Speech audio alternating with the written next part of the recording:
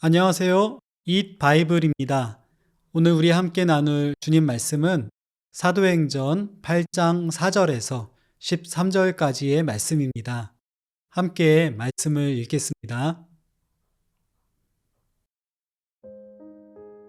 그런데 흩어진 사람들은 두루 돌아다니면서 말씀을 전하였다. 빌립은 사마리아 성에 내려가서 사람들에게 그리스도를 선포하였다. 무리는 빌립이 행하는 표징을 듣고 보면서 그가 하는 말에 한 마음으로 귀를 기울였다.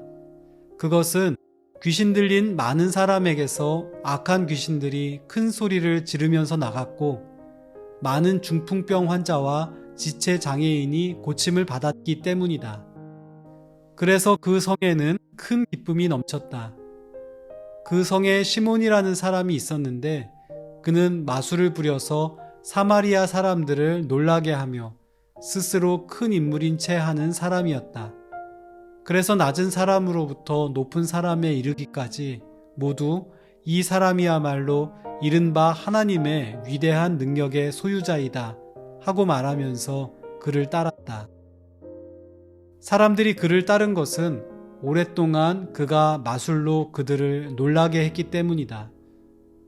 그런데 빌립이 하나님 나라와 예수 그리스도의 이름에 관한 기쁜 소식을 전하니 남자나 여자나 다 그의 말을 믿고서 세례를 받았다.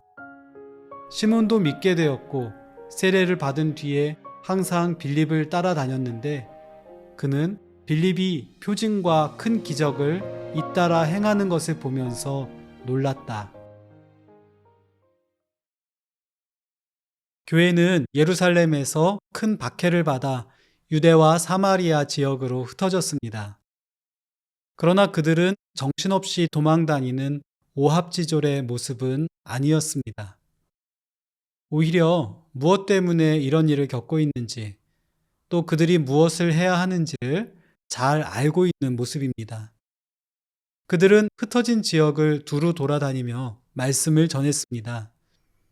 집사 빌립도 그중 한 사람이었습니다. 그는 유대의 북쪽 방향으로 이동해 사마리아 성으로 갔습니다. 사마리아는 복음서에도 여러 번 등장하는 문제의 지역입니다. 원래 12지파 가운데 가장 강성했던 요셉과 그의 아들 에브라임의 근거지로서 이스라엘 전체적으로 볼 때 중요한 의미를 갖는 지역입니다. 그러나 이 땅은 나중에 북이스라엘이 아시리아에 멸망하면서 잃어버린 땅이 되었습니다. 남쪽 유대 사람들은 이곳을 이방 지역 취급했습니다. 이곳 사람들은 인종적으로는 혼혈이 되었고 멸시와 적개심의 대상이 되기도 했습니다.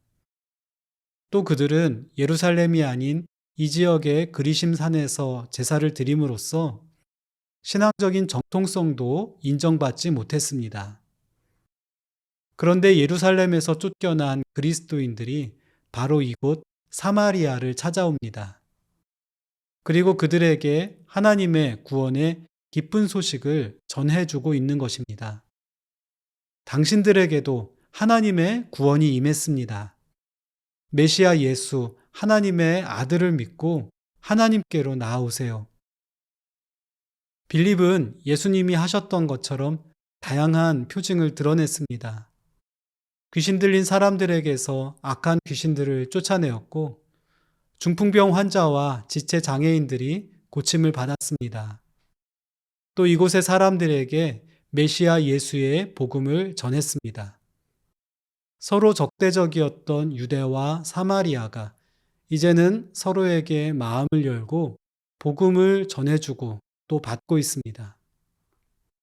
그 결과 이곳에는 큰 기쁨이 넘치고 있습니다.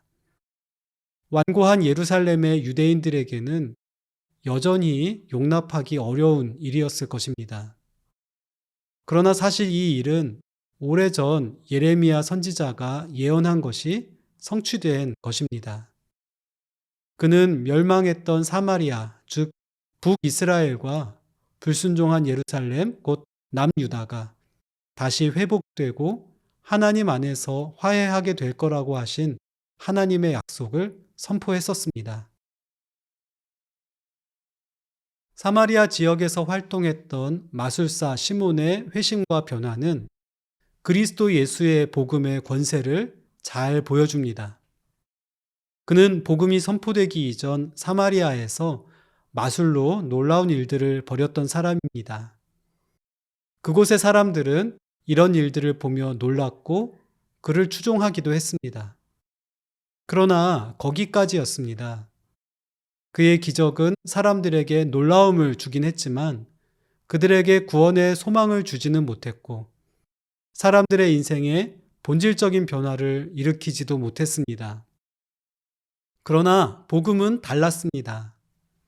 빌립이 거기서 복음을 전할 때 사람들은 병든 몸의 치유를 받았을 뿐 아니라 하나님의 임재와 통치를 체험할 수 있었습니다. 사람들은 빌립을 통해 선포된 말씀을 듣고 믿었습니다. 그리고 세례를 받았습니다. 예수 그리스도의 이름 안에서 이전과는 다른 전혀 새로운 차원의 삶이 시작되고 있는 것입니다. 복음에는 능력이 있습니다. 한 사람의 인생을 전혀 새롭게 변화시키는 능력이 있습니다. 세상을 복되게 하며 하나님의 거룩과 사랑, 정의와 평화, 생명과 기쁨으로 변화시키는 능력이 복음에 있습니다. 우리는 이 놀라운 복음을 가진 복 받은 사람입니다.